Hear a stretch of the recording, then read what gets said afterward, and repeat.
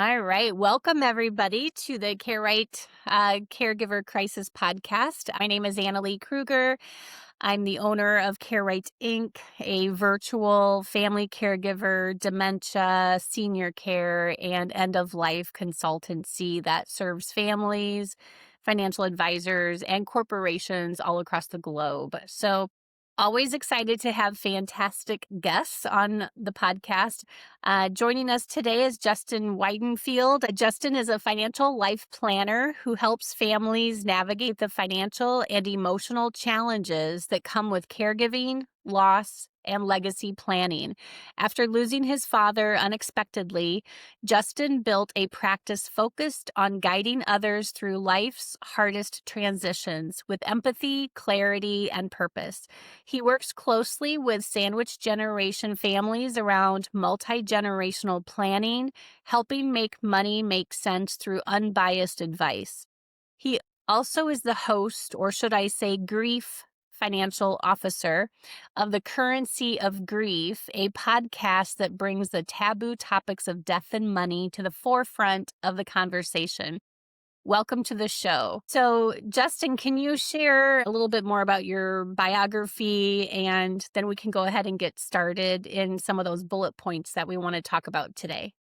Definitely. First of all, off, thank you so much for having me, Annalee. Anytime to speak about this topic with someone who's as knowledgeable as you are, who's ingrained in it, it means a lot. And yeah, my professional career started 6 years ago when I received the phone call that nobody wants to receive when my dad had suddenly passed away. I went from wanting to go into the sports industry into financial planning, or should I say financial life planning. And I realized really quickly that traditional financial services, traditional financial advice falls a little short. Uh-huh. And what I wanted to do is really be there for families as they're navigating the ebbs and the flows of life, both when they're on their highest highs and they're achieving everything they want to. I have a lot of clients who are having kids, getting married, they're going on trips around the world. And then I also have a lot of clients who are doing all of those things while also caring for family members, loved ones, people who have experienced loss in their family, and navigating life's toughest conversations. Mm-hmm. Yeah, and all of these topics that you talked about just now and that happened to you even personally, and I'm so sorry about the loss of your dad.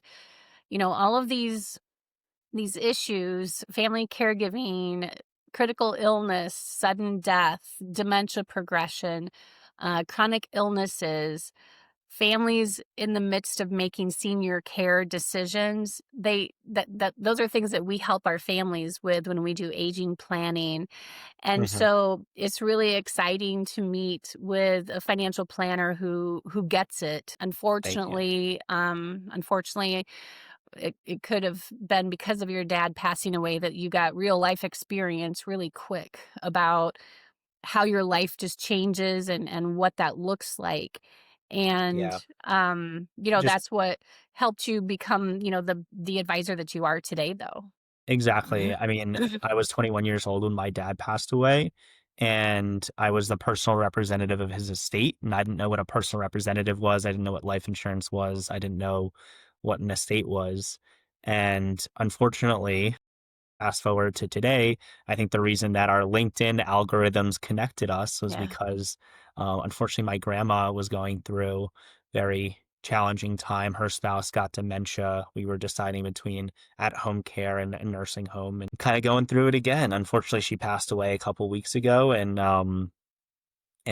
here we are. So I have this Yeah. experience. Unfortunately, like you said, had to grow up quickly, but now get to help families navigate this thing we call life.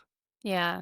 Yeah. And you walk the talk because you also do a lot of volunteer work at like grief camps, or I'm not sure what they're entirely called, but I know you Yeah, do a lot of volunteer work with grief, and that's an incredible accomplishment as well. thank you. Yeah, I have. So I volunteer every year with a camp called Experience Camps. It's a week-long overnight camp that sends kids aged 8 to 18 who have lost a parent or sibling or primary caregiver to a 1 week free grief camp. And the transformations that we see there are just amazing. Make my heart warm just thinking about it. And then also I have my podcast, The Currency of Grief, that I wish my family talked more about grief and money in the same vein growing up. I wish schools talked about it. I wish the families that I work with talk about it. So I was like, why not take these two polarizing topics, combine them, and create a community around grief and Mhm. money? And that's what the currency of grief focuses on. I love that. I love that. And there's just, because I'm also certified as a grief, trauma, loss, and PTSD coach as well. And those are just, I was a bit late for our meeting, our podcast today, because I was doing a family mediation, and some of their relationship strain came obviously because of caregiving, not having a clear pathway or understanding what the care options were, which Hmm. then, of course, leads to a lot of family relationship strain, especially when what was the healthy spouse who was the caregiver to dad with dementia, when the healthy spouse caregiver dies, sort of unexpectedly, it throws the whole family into, okay, now what are we going to do, because dad needs care. And so those are the types of scenarios that I work with every day with families, because they always find themselves in a crisis mode, and then that's how I help them. Hopefully, through doing more and more podcasts and so forth, I can get the message out there to the consumer to say, don't wait until you're in crisis. You don't have as much time as you think you do. Dementia will progress faster than you realize, and your parents probably are not doing as well at home as you would like to think. So let's get ahead of this, so to speak, and start putting an aging plan in place. And so when you and I met through LinkedIn a little while ago, we had such an engaging conversation. It was so fantastic. And I just love what you're doing. I like that you call yourself a financial life planner. Can you tell a little bit about what's different between what you consider yourself and kind of the traditional financial advisor? Yeah. So definitely. My first job out of college was with a traditional financial services firm, big bank. And I found out very quickly that traditional financial advice, and there's nothing wrong with it, but they sell solutions and they sell products. For example, investments that are going to lead to some outsized returns, hopefully, and insurance products that may or may not benefit someone's specific situation. Financial life planning puts the human at the forefront of the conversation. So, who is Justin? Who is Annalee? Let's dive into what your true life goals, aspirations are. Let's align your most precious resources. Everybody thinks it's money, but instead it's time, energy, attention, and money Yeah, to your financial life. And then someone in their lives, their hobbies change, their interests change, people come and go. A financial life plan or financial life planning, it's a process that never is complete. So mhm, we don't just deliver a plan. It's, hey, we're delivering a vision, and then we're there as your life changes. So like we have this vision of what the mountaintop looks like, but there's multiple paths. And so we can guide you, I can guide you to the path that may make most sense today, right now, and that path may change over time. for sure. And it absolutely will change over time because life happens. Yeah. When I was 40, 4 days after my 40th birthday, I had just returned from China from doing obviously an international speaking engagement on aging and family caregiving and dying and grief. And I was in Sheboygan, Wisconsin, just helping an 82-year-old gentleman cross the street in the Hmm. crosswalk. And I got hit by a school bus. The Oh driver my was gosh. distracted. And 4 days after my 40th birthday. And I did not wake up that morning of May 3rd, 2012 thinking, oh, I think I'm going to get run over by a school bus today. But guess what? Life has its own agenda. So you Yeah. always have to be prepared for those what whens. And, for me, I practice what I preach. I carry my living will. I carry my power of attorney. I have my allergies, my DNR, my do not resuscitate. That is in my purse. That's in my glove box. That's in my travel bags. Because I've spent enough time in ICU units, hospitals, and long-term care to know what quality of life means to me. And like those are the things that I talk about with my Care Right family clients about the what whens of aging. And let's make sure you have all of your grab and go binder stuff put together. Yeah. Let's make sure you understand care options and care costs and caregiver burnout. We can make fun of it all day long of packing for a 2-week trip Yep. and you need your toothbrush, you need your living will, like, Yeah. but it's important to have those things in place and you may have it in place, but you also need to tell someone That's about it. the thing, yeah. Yep. You can't have a one and done. Like, that's one of the there's families make a lot of mistakes because they don't know what they don't know, right? And they're in uncharted territory, but that is one mistake a lot of families make is they may have their long-term care insurance policy in place, or they may have their estate documents in order. They may have their accounts and passwords. They may have all this stuff in order, but they don't tell anybody.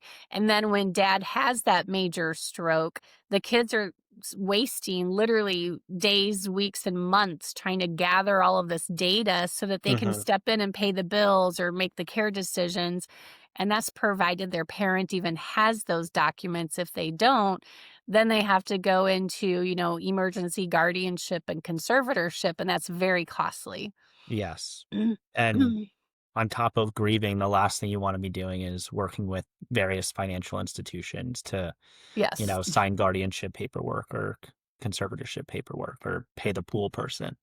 Yeah, exactly. And, the aging process, I say this every day, it's bumpy.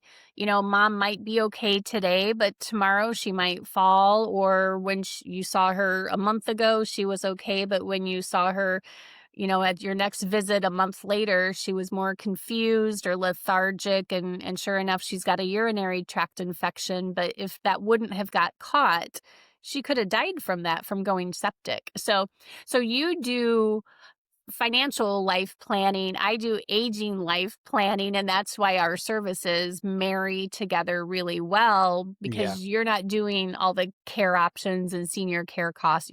There's not that type of overlap, but our business models and our mental philosophies are very much in alignment. And that's why I work with so many advisors who do care about their clients' well being, because then we can use that collaborative team approach. You have expertise that I don't, and vice versa. Yeah. And how how to start these conversations is really challenging.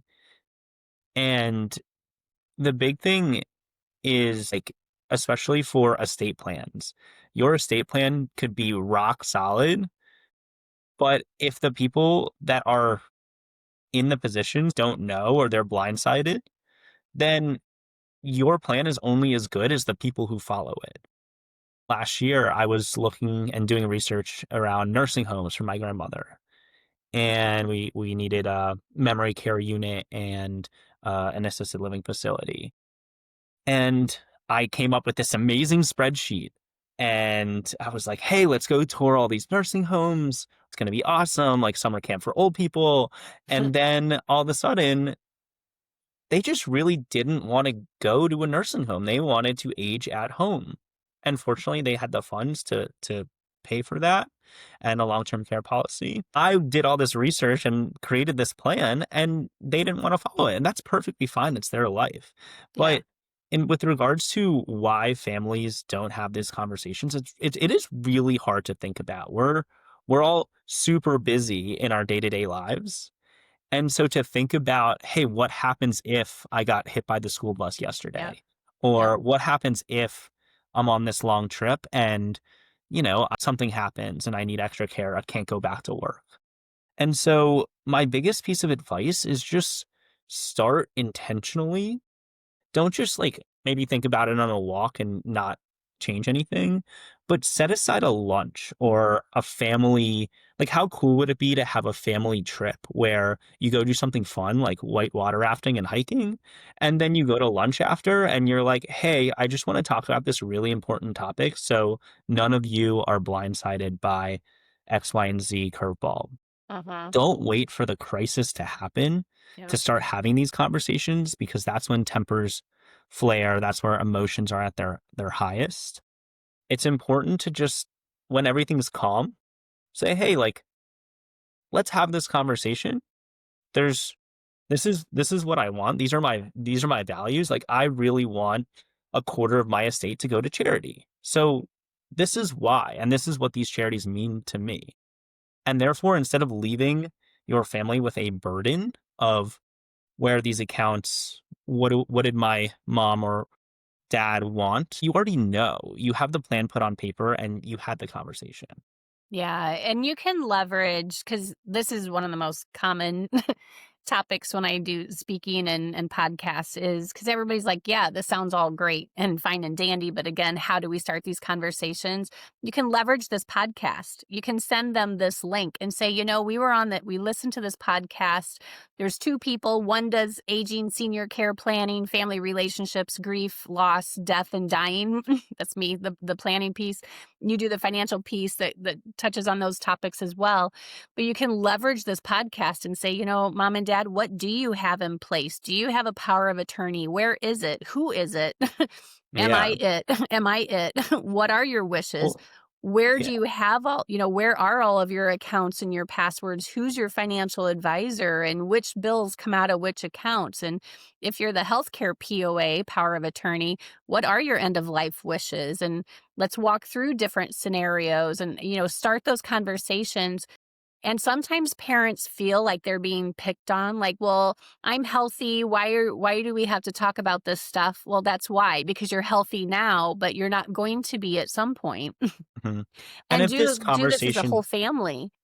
yeah, and if this conversation does resonate with you, you can even say, hey, mom, I put together my will and Yep, I'm your kid. I really want to take care of you. Can you tell me a little bit about what I should know if something happened tomorrow? Or what is my role in your estate plan? Is it something that I'm going to be empowered to be in a role, or do you want me to take a more passive, supportive role? Do you want me to support my siblings or your spouse in this process? Like, how do you want? And then you kind of make it about you and less about them getting older that's or right. dying, That's right, and that because seems to otherwise work well. it does, because otherwise they feel picked on. So I said, do it as a family team project. This month we're all going to get our estate documents in order. Next month we're going to jot our accounts and passwords down and share that information to the people who need to know it. Next month we're doing our funeral planning. Next month we're putting our business succession plan down on paper, so like when I got hit by the bus, my family has my grab and go binder. We talk about everything in that binder every year. So it's muscle memory, so that when I did get hit by the school bus, Mhm. my family's like, okay, we already know what her wishes are. Thank God I didn't lose consciousness, but I could have. But Yeah. they knew how to manage my clients, my business, because they had the business succession plan down there. So it's really about making sure everything is buttoned up and tweaking it along the way, because your wishes today might be different than 5 or 10 years from now. And so just Mhm. having those conversations on a regular basis, and know that most families have a real hard time doing that. That's why they don't do it. That's why they come to us in crisis. And then I'm Yeah. facilitating their family meeting, which is good, because you can't expect a family to put their own plan in place when they think that memory care, assisted living is the same as nursing home. Like, those are two totally different levels of care, but families don't know that. Or if Yeah. they don't know really what to expect as dementia progresses, you can't expect a family to be like, okay, this is what we're going to do, boom, boom, boom, when they also tend to think that home care is all covered by Medicare, when it's really 30 to 60 to $70,000 per month. So when families have actual data and education, then they can make informed decisions, and we can build out that aging plan, or you can build out your financial piece that you put together.